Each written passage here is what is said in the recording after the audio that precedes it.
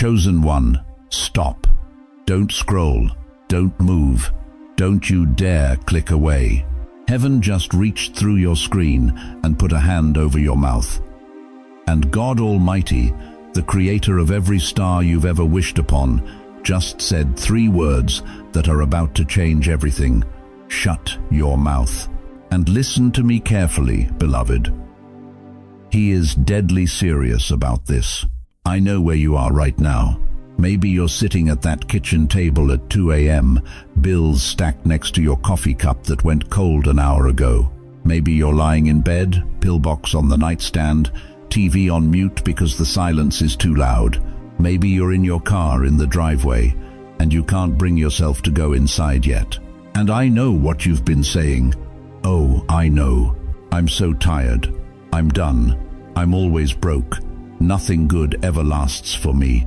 I'll probably die alone. My body's falling apart. My kids forgot about me. God must have forgotten about me too. Stop right there. Your mouth, that sacred instrument God gave you to speak life, has become a weapon pointed straight at your own heart. Every word you've whispered in the dark, every complaint you've muttered under your breath, every pessimistic thought you've spoken out loud, it's been functioning like a spiritual GPS that your enemies lock onto. You've been broadcasting your location to hell itself. This isn't about being nice. This isn't about positive thinking. This is about your health, your bank account, your peace, your children's future, your grandchildren's destiny. God is saying, and I need you to hear this, if you don't change how you speak, you will keep reliving the same pain. Your miracle has been trying to reach you for years, but your own mouth has been giving the enemy your address. Stay with me, because in a few minutes I'm going to reveal the exact 40-day radio silence instruction God downloaded into my spirit at 3:47 a.m. last Tuesday. And what happens on day 41 if you obey? That's the moment everything shifts. If something in you just went quiet, if your chest just got tight, type below, I hear you, Lord. Hit like so. This reaches another senior sitting alone tonight, thinking they're invisible. Because, beloved, you're about to discover why your prayers bounce back unanswered, and it's got nothing to do with God's love. It's got everything to do with your mouth. Let me tell you something that's going to sound strange at first, but stay with me because this is going to explain everything. Your mouth is a radio tower in the spirit realm. Every single word you speak sends out a signal. And beloved, something is always listening. Think about this. When a police officer needs to find a suspect, what does he do?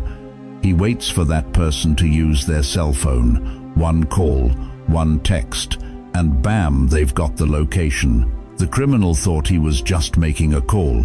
He didn't realize he was broadcasting his coordinates to everyone with the right equipment.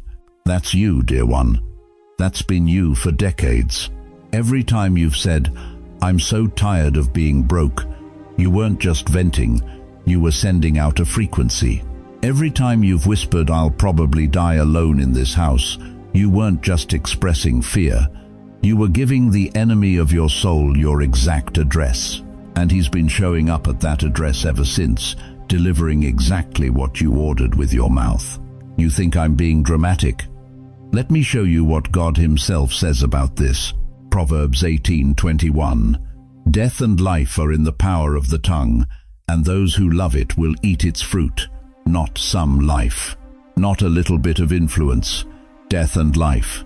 Your tongue is that powerful. It's not a suggestion from God. It's a warning label on a loaded weapon you've been carrying in your mouth your entire life. James chapter 3 goes even further. It says the tongue is a small thing, but it sets the whole course of your life on fire. A tiny spark can burn down an entire forest. Your casual complaint about your social security check, that's not just words, that's spiritual arson. Now let's get real about what this looks like in your actual life. You get that medical report back. The doctor says your blood pressure's up, your cholesterol's high, your knees are shot. And what do? You call your sister and say, Well, I'm falling apart. This body's giving up on me. You think you're just being honest, but in the spirit realm, you just put out an APB, an all-points bulletin saying, send more sickness to this address.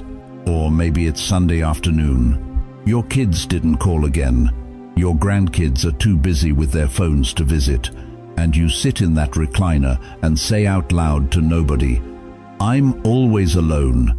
Nobody cares if I live or die. Dear one, you're not just feeling lonely. You're inviting more isolation. You're broadcasting on the loneliness frequency. And guess what keeps showing up? More loneliness. You say, I'm always broke. The bills never stop. I can't catch a break. And then you wonder why every time you get a little bit ahead, something breaks down. The car, the furnace, the tooth that needs a crown you can't afford. You've been calling it in with your own mouth. But here's where it gets even more dangerous. You think you're being harmless when you joke about it. Oh, I'm 1 foot in the grave already. I'm so old. I'm practically ancient history. My memory's so bad, I forget my own name. You laugh it off. But, beloved, in the spiritual realm, there's no such thing as just joking. Every word is a contract. Every statement is a seed. And you've been planting death seeds while calling it humor. Listen to me carefully. The enemy doesn't care if you meant it or not. He doesn't care if you were just blowing off steam. All he needs is the frequency. All he needs is the signal. And your mouth has been giving him crystal clear coordinates for years. I can already hear some of you saying, but I'm just being honest. I'm just telling the truth about my situation. No, you're not describing your reality. You're creating it. There's a massive difference between acknowledging a challenge and speaking it into permanence. When you say, I'm always sick, you're not reporting facts. You're prophesying your future. When you say, nothing good ever happens to me, you're not being realistic. You're writing the script for tomorrow. When you say, my kids don't care about me, you're not expressing hurt. You're putting up a wall that blocks reconciliation. The day you stop broadcasting defeat is the day the enemy loses your location. You want to know why your prayers feel like they bounce off the ceiling? Because 5 minutes after you pray for provision, you tell your neighbor you're broke. 10 minutes after you pray for healing, you call your friend and rehearse every symptom. An hour after you pray for peace, you're complaining about how stressed you are. God hears your prayer, but the enemy hears your mouth, and your mouth is louder. Now stay with me, because in just a moment I'm going to show you the 3 specific types of words that have been hemorrhaging your blessings for decades. Words you speak every single day without even realizing the damage they're doing. And I'm going to show you why God is demanding 40 days of complete radio silence on these frequencies. But first, you need to understand something that's going to shake you. If you're still here, if you haven't clicked away, type this below. My words matter. Because, beloved, until you believe that your words carry weight in the spirit realm, nothing I say next will save you. Your mouth is the key. It's been the problem, and it's about to become your greatest weapon. But only if you're willing to shut it down long enough to rewire it. So here's my question for you, and answer honestly, because God already knows how many years of your life have you wasted speaking against yourself. Now listen to me carefully, chosen one. I'm about to show you exactly how your miracle got hijacked. Not by demons you can't see, not by people you can't control, but by words that came straight out of your own mouth. There are 3 deadly leaks, 3 open wounds in your spirit that have been hemorrhaging your destiny for decades. And the enemy? He doesn't even have to fight you anymore.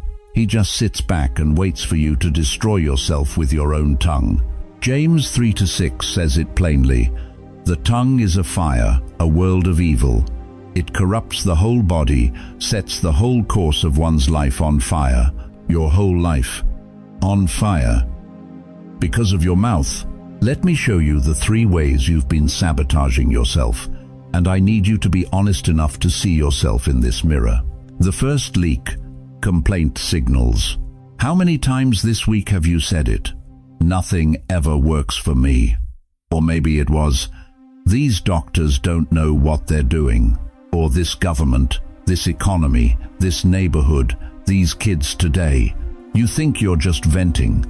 You think you're just being realistic. But beloved, every complaint that leaves your lips is a poverty ping in the spiritual realm. It's like a homing beacon that says, come here, lack. Come here, sickness. Come here, disappointment. I'm expecting you. You've spent 70 years surviving systems that failed you. I know. Medicare that doesn't cover what you need. Social security that doesn't stretch far enough. Children who moved away and only call on holidays. A body that's betraying you, one joint at a time. The pain is real. The disappointment is legitimate, but your complaints have become prophecies.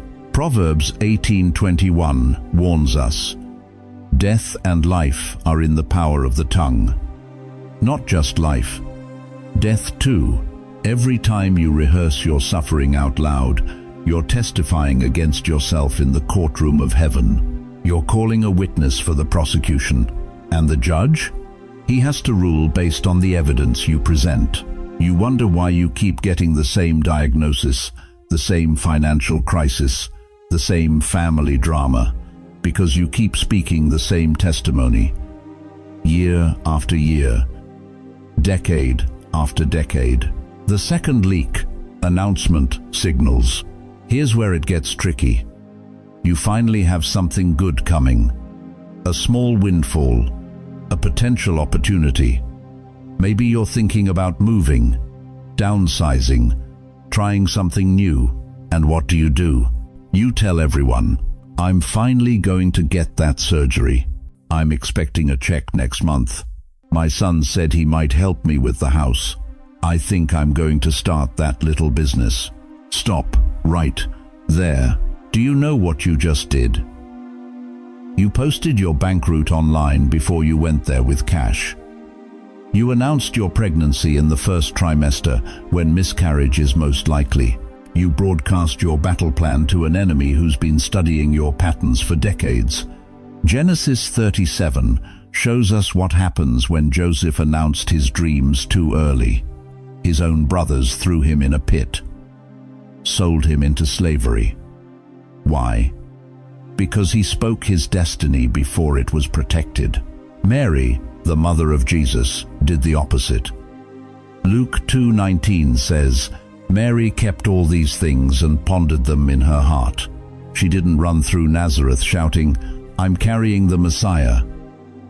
She held it close, protected it, let God reveal it in His timing. Your announcements are invitations to interference. The moment you declare your plan out loud, spiritual opposition gets mobilized. Not because God can't protect you, but because you opened a door He told you to keep shut. The third leak: doubt signals. This one's the most insidious because it sounds like wisdom. It sounds like you're just being careful, being realistic, protecting yourself from disappointment. What if it doesn't work out? I knew it was too good to be true. Things like this don't happen to people like me. I'll believe it when I see it. Let me tell you something that's going to rock you. Doubt is reverse prayer. It's full of faith, full of belief, full of expectation. It's just pointed in the wrong direction. When you say, I knew this wouldn't work, you're praying with absolute conviction. You're declaring with full assurance. You're believing with your whole heart. You're just believing in failure instead of breakthrough. Mark 11:23 tells us, Whoever says to this mountain, Be removed and be cast into the sea, and does not doubt in his heart, but believes that those things he says will be done, he will have whatever he says. Whatever you say. Not whatever you hope. Not whatever you wish. Whatever you speak with belief behind it. Your doubt has more faith than most people's prayers. That's why it manifests so consistently. That's why your worst fears keep coming true. You've been a powerful prophet of disaster. Let me paint you a picture of what's really happening. Every time you open your mouth, you're in a courtroom. Heaven is watching, hell is watching, angels are recording, and you're either calling a witness for your defense or a witness for your prosecution. Your complaints? Witnesses for poverty, sickness, abandonment. Your premature announcements? Witnesses for the enemy's access to your plans. Your doubts? Witnesses that you don't really believe God can do what He promised. The enemy hasn't been winning because you're weak, chosen one. He's been winning because your mouth has been working on his team. Which one is your biggest leak? Be honest. Is it complaint, announcement, or doubt? If you're brave enough to face the truth, type the number 1, 2, or 3. That's your first step toward deliverance. That's you telling God, I see it now. I'm ready to change. Don't feel condemned. Conviction means God still trusts you with more. It means He's not done with you. It means your destiny is still alive, just waiting for your mouth to stop killing it. Because in a few minutes, I'm going to show you the 40-day radio silence protocol, the exact strategy to replace every complaint, every premature announcement, every doubt with a silent code the enemy cannot intercept. But first, you need to understand why your silence is about to become your most powerful weapon. Chosen one, lean in close. What I'm about to tell you is not a suggestion. This is a divine command that came through my spirit with such force it woke me at 3:47 a.m. and I knew it was for you. God Almighty just said, shut your mouth. For the next 40 days, heaven is placing you under holy radio silence. Now, before you think this is punishment, before you start feeling condemned, let me stop you right there. He's not gagging you to hurt you. He's silencing you to save you. There's a massive difference. And if you don't understand it, you'll miss the miracle that's been circling your house for the last 3 years, wondering why it can't land. Listen to me carefully. When a surgeon is working on your heart, when he's got his hands literally inside your chest cavity, repairing valves, fixing what's broken, what does he do first? He puts you under complete silence, total stillness, not because he wants to harm you, but because the operation he's performing is so delicate, so precise, so critical that one wrong move, one sudden jerk, one word spoken at the wrong moment could kill you. God is that surgeon right now, and your mouth has been moving during the operation. You've been complaining while he's trying to repair. You've been declaring lack while he's installing abundance. You've been speaking death while he's breathing life. And every negative word that's come out of your mouth in the last decade has been like your body convulsing on the operating table, making it impossible for the divine physician to finish his work. Proverbs 18:21 doesn't stutter. Death and life are in the power of the tongue. Not death or life, death and life, both simultaneously. Your mouth is the most powerful weapon you own, and right now, you've been using it against yourself. You know what breaks my heart? It's sitting across from a 72-year-old grandmother who says, "Pastor, I don't understand why nothing ever works out for me." And then, in the next breath, she says, "Well, I'm always sick anyway. Diabetes runs in my family. We've always been poor. I'll probably end up in a nursing home like my mother." Do you hear it? She's prophesying her own destruction and wondering why heaven isn't intervening. Let me ask you something that's going to sting. How many times today have you said something negative about yourself, your situation, your future? How many times this week have you declared, "I can't afford that. I'll never get better. Things never work out for me. I'm just unlucky"? You've been giving the enemy written permission to execute those words in your life. But here's why this isn't condemnation, this is rescue. You are not too old for God to rewire your tongue.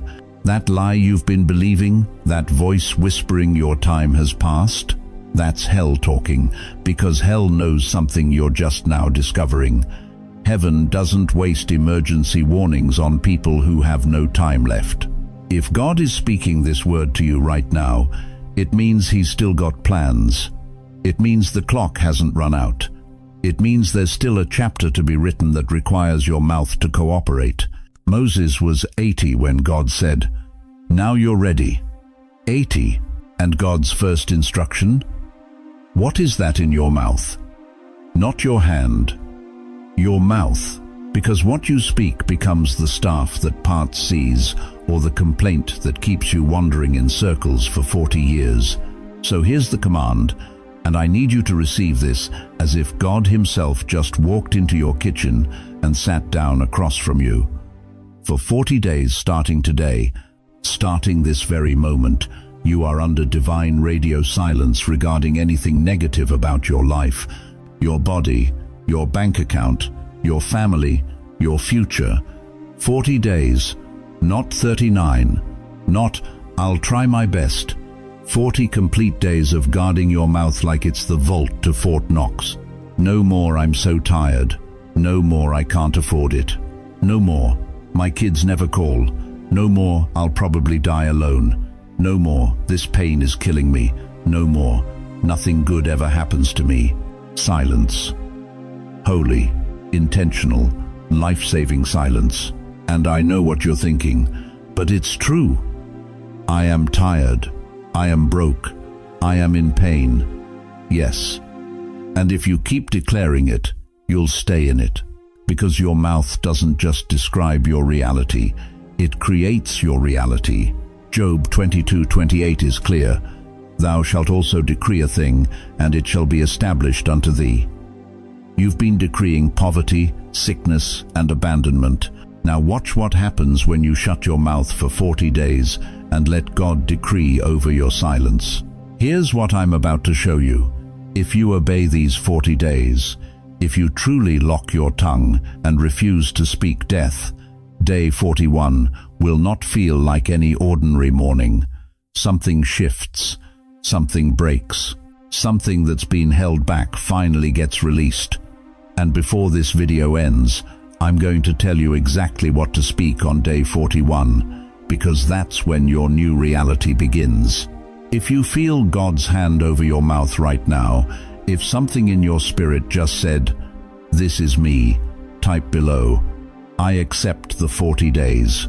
And listen, send this to one other person. You know who I'm talking about. That friend, that sister, that cousin who complains just like you do. Don't preach at them. Just say, "Watch this with me," because your silence over the next 40 days is about to protect blessings your grandchildren haven't even seen yet. Your obedience right now is creating an inheritance in the spirit realm that will outlive your body. But if you keep talking the way you've been talking, you'll die having never seen what was always within reach. So let me ask you the question that will determine everything. Are you ready to be silent so God can finally be heard? Now listen carefully, because what I'm about to show you is going to feel uncomfortable at first. But comfort is what got you here. Breakthrough requires something different. God isn't asking you to be quiet because He's tired of hearing from you. He's asking you to shut your mouth because right now, your words are sabotaging the very miracle He's trying to deliver to your doorstep. There are 3 levels to this holy silence. 3 layers that separate those who merely survive their golden years from those who step into supernatural authority at 70, 80, 90 years old. And I need you to pay attention, because most believers never make it past level 1. Level 1. External silence. Stop broadcasting your defeat. Here's the truth that's going to sting. Every time you say, "I'm always sick," you're not just describing your condition, you're declaring your future. Every time you tell your neighbor, "I'm always broke," you're not venting, you're prophesying. Every time you whisper, "My life is over," you're not being realistic, you're being obedient to the wrong voice. Proverbs 18:21 doesn't stutter. Death and life are in the power of the tongue, not some life, not a little influence. The power. Your mouth is either a weapon or a wand, beloved, and for too long, you've been using it to curse yourself. I'm talking to the grandmother who tells everyone at church how her body is falling apart. I'm talking to the grandfather who starts every conversation with his financial struggles. I'm talking to every senior who's made their pain their personality. Stop it, right now, today. If you need to say it, write it in a journal. Pour it out on paper where heaven can read it, but hell can't intercept it. Because every negative confession you speak out loud becomes a homing beacon for the very thing you're trying to escape. External silence means your mouth goes on lockdown. No complaining about your health, no rehearsing your financial disasters, no announcing that your kids don't call anymore. The enemy is listening, dear one, and you keep giving him ammunition to use against you. But external silence is just the beginning. Because the real battle isn't happening in your living room, it's happening in your head. Level 2, internal dialogue. Change the channel in your mind. You know what I'm talking about, don't you? Those 3 a.m. thoughts that circle like vultures. Those voices that whisper when you're alone in the bathroom, staring at your reflection, counting wrinkles, and wondering if anyone would even notice if you disappeared. You're too old. You're too sick. You're too forgotten. You're a burden. Your best days are behind you. God's done using people like you. Here's what most preachers won't tell you. That's not just your imagination. That's spiritual warfare, targeting the generation that knows how to pray.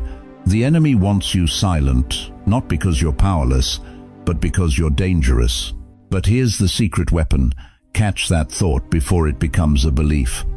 The moment that lie whispers in your mind, you interrupt it, not with a sermon, not with a theology lesson, with a simple, honest prayer. From "I'm so scared" to "Lord, you see my fear, hold me." From "I'm worthless" to "Father, remind me who I am" to you. From "I can't take this anymore" to "Jesus, carry what I cannot." It's like turning a radio dial from static to worship. You don't have to fight the thought with your own strength. You just redirect it to the one who fights for you. And beloved, he's been waiting for you to stop trying to fix it yourself and finally let him in. This is what Philippians 4:8 means when it says, "Finally, brethren, whatsoever things are true, think on these things." You're not suppressing your pain. You're surrendering it to someone who can actually do something about it. But there's a third level that will blow your mind.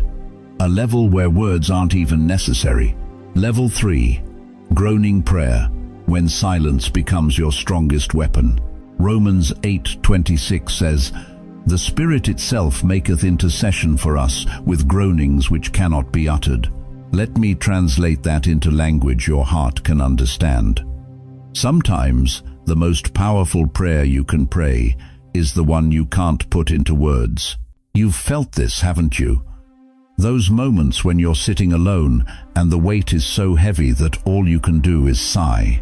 Those nights when you're too tired to form sentences, too broken to find language, too overwhelmed to even know what to ask for. The religious world told you those moments meant you were failing.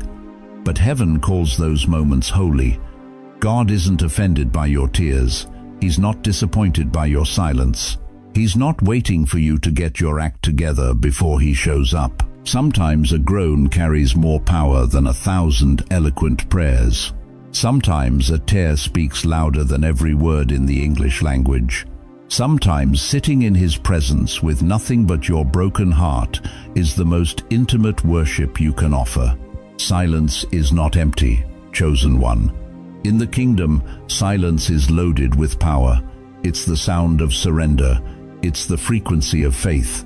It's the moment when you stop trying to explain yourself to God and simply exist in his presence. But here's what you need to know the moment you commit to these 3 levels of holy silence. 3 specific tests will show up at your door, and how you respond to them will determine whether you break through or break down. Are you ready to discover what those tests look like? Now listen to me carefully, beloved, because what I'm about to tell you is going to explain everything you've been feeling for the last 6 months, maybe longer. During these 40 days of shutting your mouth, God is going to test you in 3 specific ways, and I'm not going to sugarcoat this. These tests are going to hurt, but they're going to heal you in places you didn't even know were bleeding. The first test: silence when you want to scream. Picture this. You're at your daughter's house for Sunday dinner. Your son-in-law makes a comment, something dismissive, something disrespectful about how you raised your kids. Every fiber in your body wants to snap back. You've earned the right to defend yourself, haven't you? 73 years on this earth, and some punk is going to talk to you like that. But here's what God is saying. Let me be your lawyer this time. Proverbs 26:4 warns us, answer not a fool according to his folly, lest thou be like unto him. You see, when you defend yourself with your mouth, you're operating in human court. But when you stay silent and let God defend you, you've just moved your case to heaven's supreme court. And beloved, God has never lost a case. Or maybe it's your doctor brushing you off again, looking at their watch while you're trying to explain that something isn't right with your body. You want to yell, "I'm not crazy. I've lived in this body for 8 decades. I know when something's wrong." But the words catch in your throat. That's not weakness, that's warfare. You're learning that not every battle requires your voice. Some battles require your trust. The enemy wants you to speak up at the wrong time, because he knows that one wrong word can delay your breakthrough by months, years even. Your mouth has been his favorite weapon against you. But not anymore. The second test. Isolation that feels like abandonment. Now here's where it gets harder. And I need you to hear me on this, because this is where most people quit. During these 40 days, it's going to feel like everybody forgot about you. Your phone stops ringing as much. Your kids get busier. The ladies from church aren't checking in. You're sitting in your apartment on Tuesday afternoon, and the silence is so thick you can taste it. You're thinking, did I do something wrong? Am I being punished? No, beloved. You're not being abandoned. You're being set apart for surgery. When a surgeon operates, what do they do first? They isolate the patient. They clear the room. They create a sterile environment because contamination could kill what they're trying to heal. That's what God is doing with you right now. Psalm 46:10 says, "Be still and know that I am God." But that word "still" in Hebrew means to let go, to release, to stop fighting. God is saying, I need you alone with me for a minute because we've got work to do that can't happen in a crowd. You've spent 70, 80, 90 years surrounded by noise, other people's opinions, other people's problems, other people's emergencies becoming your emergencies. But now God is clearing the room. And yes, it feels lonely. I know it does. You've already buried your spouse, lost friends, watched your generation thin out. This isolation feels cruel. But what if I told you that you're not being pushed away, you're being pulled closer? What if the silence you're hearing isn't emptiness, but the sound of God preparing something so specific to your life that it requires His undivided attention and yours? You're in the waiting room, chosen one, but your name is about to be called.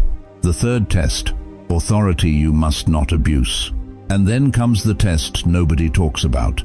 Somewhere around day 25, day 30, things start shifting.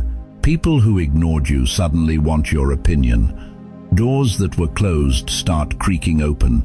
Younger folks start asking you for advice.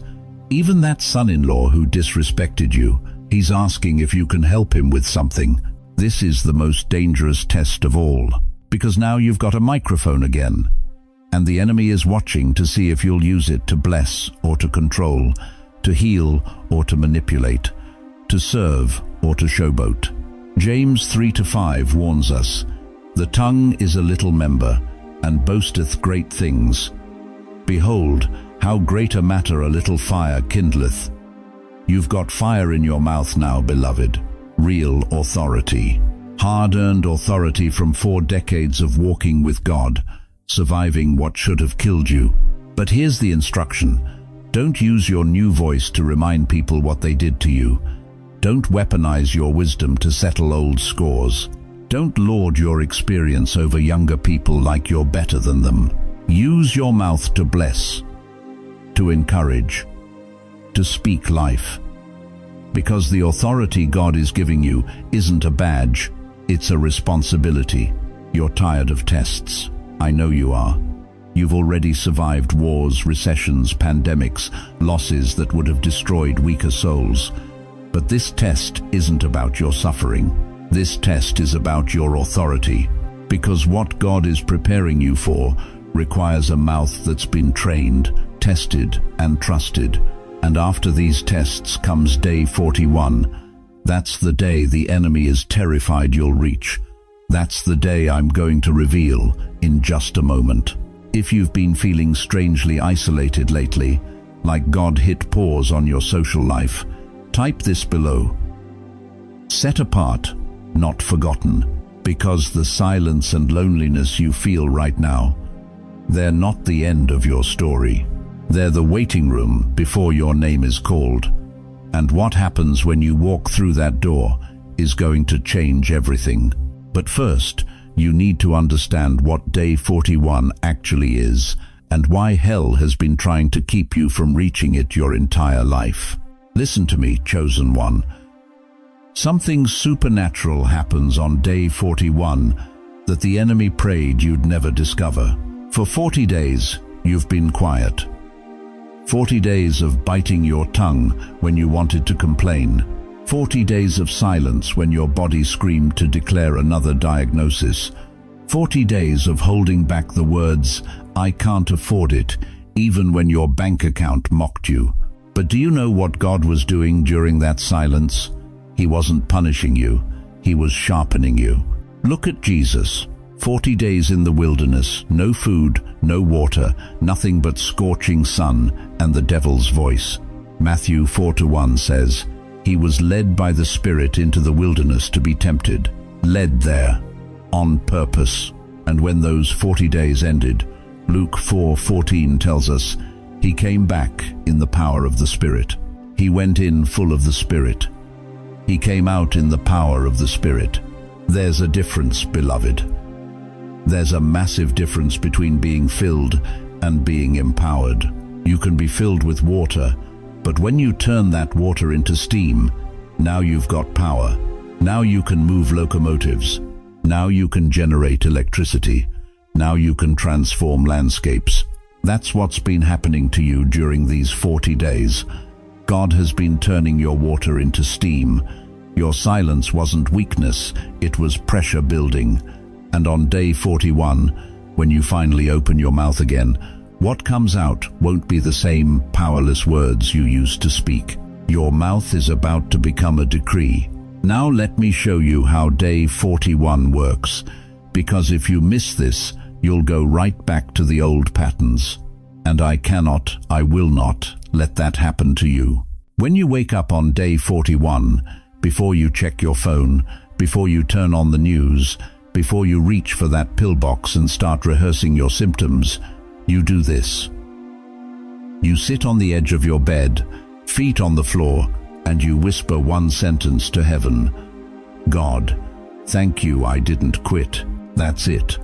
That's your starting point. Because the fact that you made it 40 days without cursing your circumstances, without declaring doom over your children, without speaking death over your finances, that alone is a miracle. Acknowledge it. Then you make 3 declarations. Not prayers, not requests, declarations. Because a decree isn't you begging God for something. A decree is when heaven and your mouth say the same thing at the same time. First, you declare who God is. You are my provider.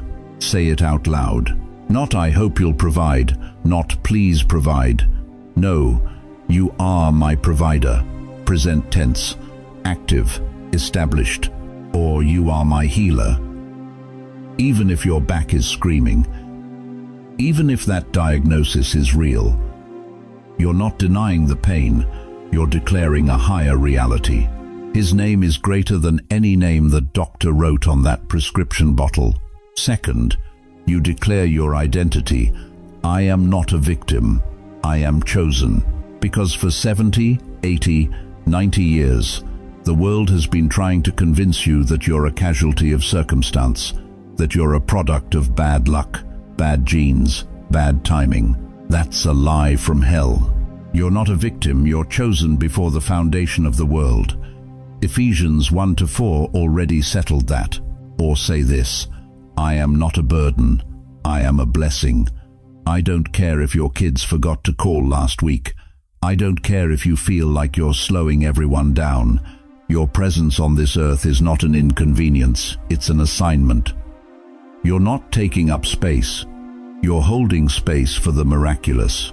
Third, you declare your future. My later years will be more fruitful than my former years. That's not wishful thinking. That's Psalm 92-14. They will still bear fruit in old age. They will stay fresh and green. Fresh and green at 75. Fresh and green at 83. Fresh and green when the world says you're done. Or declare this, my family will not repeat my pain. The cycles of poverty, addiction, depression, divorce that haunted your bloodline, they stop with you. Because you're not just speaking for yourself on day 41, you're speaking for generations that haven't been born yet. Do you understand what's happening here? For 40 days, God has been removing the rust from your sword. He's been sharpening the blade, honing the edge, polishing the steel, and on day 41, He puts it back in your hand and says, now speak. Your words are no longer just sounds vibrating through air. Your words become weapons. Your declarations become decrees. Your mouth becomes a throne room where heaven's will is announced over earth's circumstances. But here's what breaks my heart. Most people will get to day 41 and panic. They'll think, what if I mess this up? What if I say the wrong thing? So let me give you a 7-day battle plan inside those 40 days to keep you anchored. I'm going to show you exactly how to navigate the hardest week. But first, you need to understand what's at stake for your family if you give up now. Because chosen one, this isn't just about you anymore. Your children are watching, your grandchildren are listening, and whether you know it or not, you're setting the spiritual temperature for the next 3 generations. So let me ask you something that's going to determine everything. Are you ready to step into day 41 with authority? Are you ready to let God trust your voice with power again? If you are, type it below. Day 41 is mine. And right where you're sitting, whisper it to Him. Lord, trust me again with my own mouth. Because here's the truth that's going to shatter every lie you've believed. You thought God was silencing you because He was done with you. No, beloved. He's been silencing you because He's about to trust your voice with power again. And when a chosen one who's been tested by silence finally speaks with heaven's authority, hell itself has to relocate. But what happens when you hit day 7 and want to quit? What do you do when the silence feels like it's suffocating you? That's what we need to talk about next. Now listen. I know what just went through your mind when I said 40 days. You're sitting there thinking, 40 days? I can barely remember what I had for breakfast. How am I supposed to change a lifetime of speaking patterns in 40 days?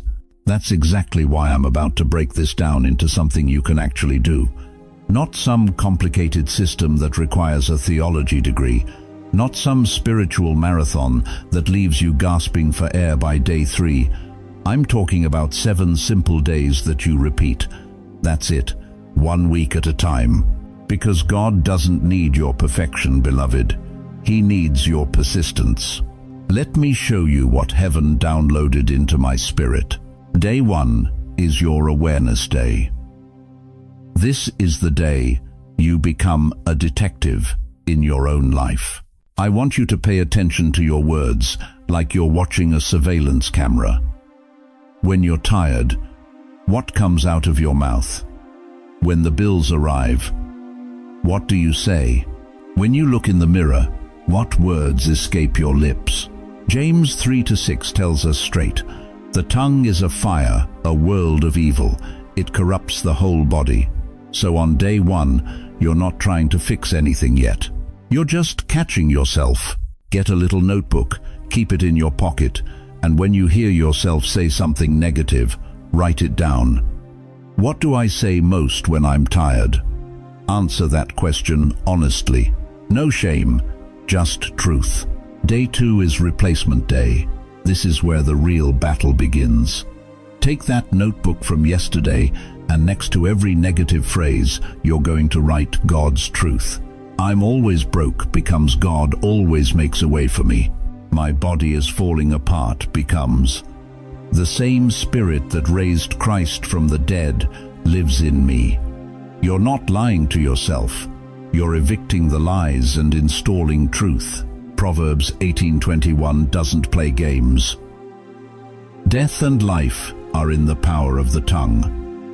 Which one have you been speaking? Today, you choose life. Day 3 is your quiet day. And I mean quiet. Talk less. Listen more. This is the hardest day for most of you because you've spent 70, 80 years filling silence with words. But here's what God told me. They talk too much because they're afraid to hear what I'm trying to say. So today, you sit with God for 10 to 20 minutes. No TV, no phone, no distractions. Just you and the Almighty. Psalm 46:10 commands it. Be still and know that I am God. Not be busy, not be productive. Be still. Day 4 is Gratitude Day. Now, before you roll your eyes and think this is some feel-good nonsense, let me tell you why this matters. The enemy can't operate in an atmosphere of thanksgiving. It's like poison to him. So today, you're going to list 5 things you're grateful for right now, at your age, in your situation. Maybe it's the morning coffee that still tastes good. Maybe it's the fact that you woke up when 3 of your friends didn't. Maybe it's those grandkids who drive you crazy but make life worth living. 1 Thessalonians 5:18 says, Give thanks in all circumstances, not for all circumstances. In them, there's a difference. Day 5 is Blessing Day. This is where you flip the script entirely. Instead of complaining about your kids who don't call enough, you speak blessings over them out loud. Lord, I bless Sarah with wisdom for her business. I bless Michael with protection over his marriage. I bless my grandchildren with clarity and purpose. They don't need to be in the room. Your words travel in the spirit realm.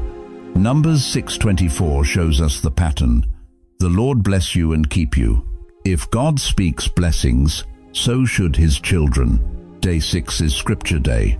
Pick one verse about the tongue or peace, just one. Maybe it's Psalm 141. 3. Set a guard over my mouth, Lord.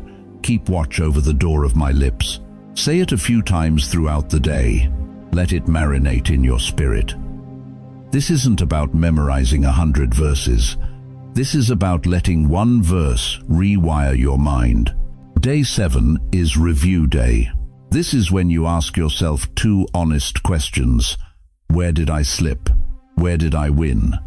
And here's the key: you thank God for progress, not perfection. Maybe you caught yourself 3 times this week before speaking death. That's 3 more times than last week. That's victory. You don't beat a lifetime of negative words in one emotional moment. You beat it one quiet, obedient day at a time. Now here's what nobody tells you about this battle plan. The enemy will fight you hardest right after you start. You know why? Because he's been feeding off your negative words for decades, and you just cut off his food supply. He's going to send distractions, discouragements, disasters.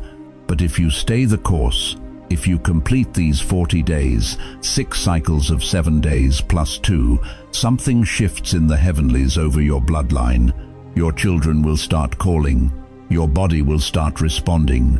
Your bank account will start shifting. Not because of magic words, but because you aligned your mouth with heaven's frequency. If you're willing to try this 7-day cycle at least once, type right now, "I will start." And listen, bookmark this video. Come back to this section every Sunday for the next 6 weeks. Let this be your weekly reset, because what I'm about to show you next will explain why your silence terrifies hell more than your prayers ever did. Now listen to me, chosen one. What I'm about to tell you is going to cut deep, but I love you too much to let you walk away without hearing the whole truth. You're standing at a crossroads right now. Not tomorrow, not next week. Right now, in this sacred moment, you have a choice that will echo through generations you'll never meet. And I need you to understand something that might shake you to your core. This isn't just about you anymore. Let me paint you 2 pictures, 2 futures, and you get to choose which one becomes your reality. Picture 1. If you ignore this word, you keep doing what you've been doing. You wake up tomorrow morning, look at those bills on the counter, and you say it again, "I'm always broke." You take your medication, feel that familiar ache in your joints, and you declare it again, "My body's falling apart." Your daughter calls, the conversation goes sideways, and you hang up muttering, "Nobody respects me anymore." And nothing changes. Nothing ever changes. You know why? Because Proverbs 18:21 isn't a suggestion, it's a spiritual law. Death and life are in the power of the tongue. Every time you speak defeat, you're signing a contract with it. Every complaint is a covenant with lack. Every pessimistic word is a permission slip for the enemy to set up camp in your living room. Look around you right now. Look at the people in your life who've spent 70, 80 years grumbling. The ones who turned bitterness into a lifestyle. The ones who gossip ate alive until there was nothing left but resentment in a rocking chair. You've seen it. You've watched friends die angry. You've attended funerals where nobody had anything good to say because the deceased spent their whole life speaking poison. You've sat at kitchen tables with siblings who can't stop complaining about everything: their health, their money, their kids, the government, the weather, the price of bread. And you've watched that spirit eat them from the inside out. Is that what you want? Is that the legacy you're building? Because here's what nobody's telling you. Your grandchildren are listening. They hear how you talk about your life. They absorb your vocabulary of defeat, and they're learning that this is just how our family talks. This is just how we are. This is just our lot in life. The cycle continues. Generation after generation, speaking the same curses, living the same struggles, trapped in the same patterns.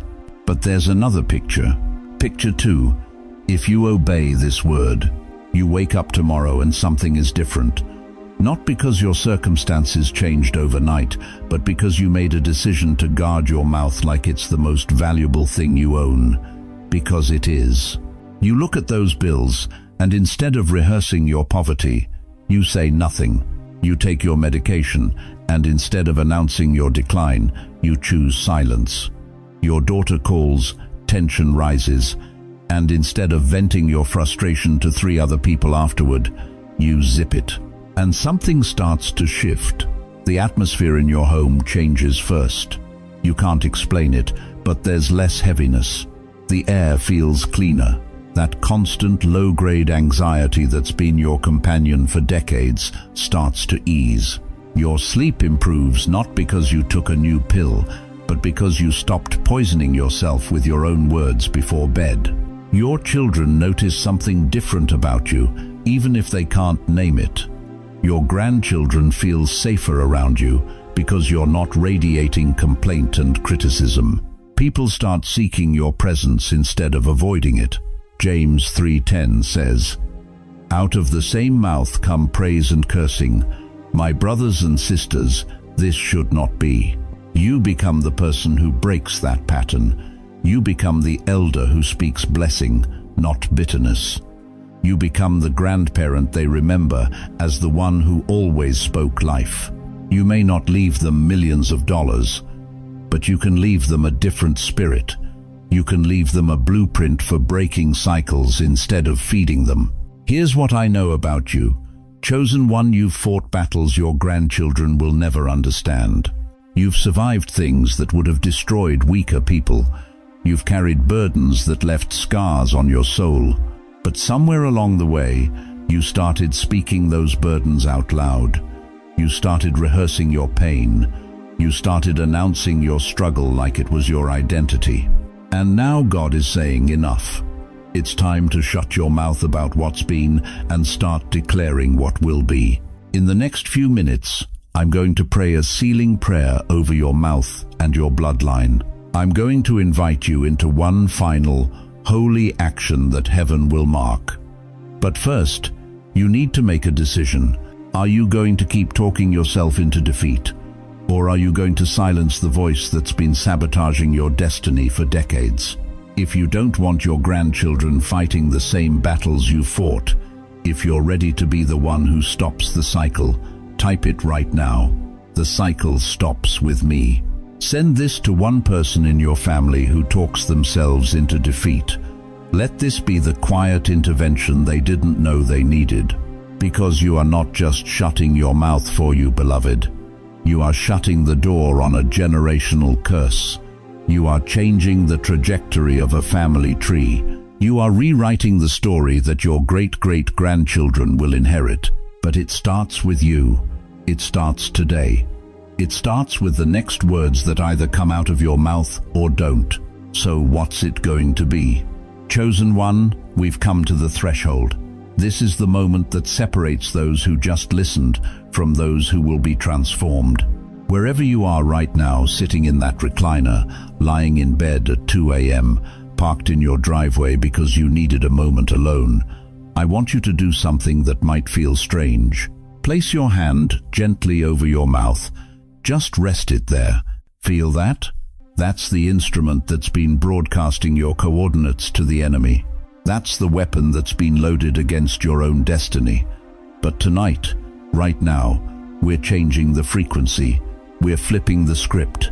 We're taking back what hell has been using against you. Because Proverbs 18:21 doesn't stutter. Death and life are in the power of the tongue. Not might be, not could be. Your mouth has been deciding your future, and you didn't even know you had a vote. Let me pray over you now, not as a stranger on a screen, but as someone who loves you enough to tell you the truth. Father God, Almighty Creator, the one who spoke galaxies into existence with a word, I come before you right now, carrying every soul who's hearing this message. Lord, they're tired. They're worn down. They've been speaking defeat for so long, they don't remember what victory sounds like. But tonight, Father, we break every contract, every word spoken in fear cancelled, every declaration of lack null and void, every prophecy of failure that came from their own lips, we render it powerless by the blood of Jesus Christ. God, forgive us. Forgive every careless word, every complaint muttered in the dark, every time we spoke death when you were trying to plant life. We didn't know, Father, but now we do. Now we know. Anoint their tongues right now, not for cursing anymore, but for blessing, not for broadcasting pain, but for declaring victory. Seal this commitment they're making 40 days of radio silence from negativity. Protect what you're sending their way. Hide it from the enemy's radar. Let their obedience create a shield around the miracle that's en route. In Jesus' name, we seal this prayer. Amen. Now I need you to say something with me. Out loud if you can, or whisper it if you must. But say it with everything in you. My mouth will no longer work against my destiny. Say it again. Mean it this time. My silence will protect what God is sending. One more. This is your covenant with heaven. Day 41 will not find me the same. Do you feel that shift? That's not emotion, that's activation. Something just changed in the spiritual realm. The angels just took note. Hell just got nervous. Because you didn't just make a promise to yourself. You made a vow before the throne of the Most High God. But here's what most people don't understand about vows: they require witnesses. They need a community. They demand accountability. And that's exactly what's happening right here, right now, in these comments.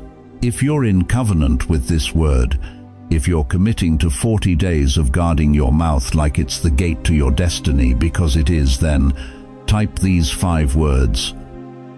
My mouth is sealed for glory. That's not just a comment, that's your signature in the spiritual ledger. That's you telling heaven, I'm in. I'm done sabotaging myself. I'm ready for what you've been trying to give me. And listen, if this message reached into your chest and grabbed something you thought was dead, hit that like button right now. Not for me. For the 72-year-old woman in Nebraska who's about to watch this at 4 a.m. tomorrow morning, wondering if God still sees her. For the grandfather in Texas who's been saying I'm too old for the last decade. Your like becomes their hope. Your engagement becomes their divine appointment. Hit subscribe and turn on notifications, because we're building something here. This isn't just a YouTube channel. This is a family of chosen ones who refuse to die with their music still inside them. We're the generation that Satan tried to silence. But God said, not yet, not them, they're mine. Now do me one more thing.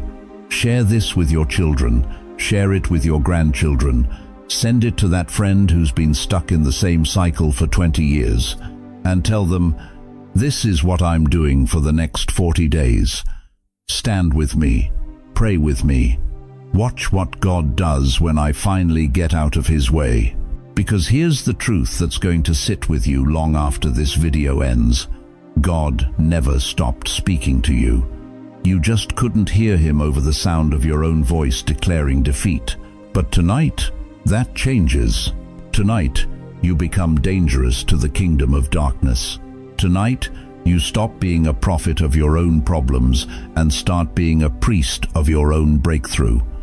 Tonight, the cycle of negative words breaks with you, and it breaks for you. Chosen one, heaven is listening now, not just to your words, but to your silence. Guard it like you'd guard the last $20 in your wallet. Honor it like you'd honor a word from God Himself. Because that's exactly what this is. A divine instruction wrapped in a desperate love. On day 41, you will not be the same. Your bank account will testify. Your health will testify. Your family will ask, what happened to you? And you'll smile and say, I learned when to shut my mouth, and God learned He could trust me with more. The countdown starts now. Day 1 begins the moment you close this video. Heaven is watching. Hell is worried. And you? You're about to walk into the greatest 40 days of your entire life. God bless you, chosen one. Guard that mouth. Protect that silence. Your miracle is already in motion.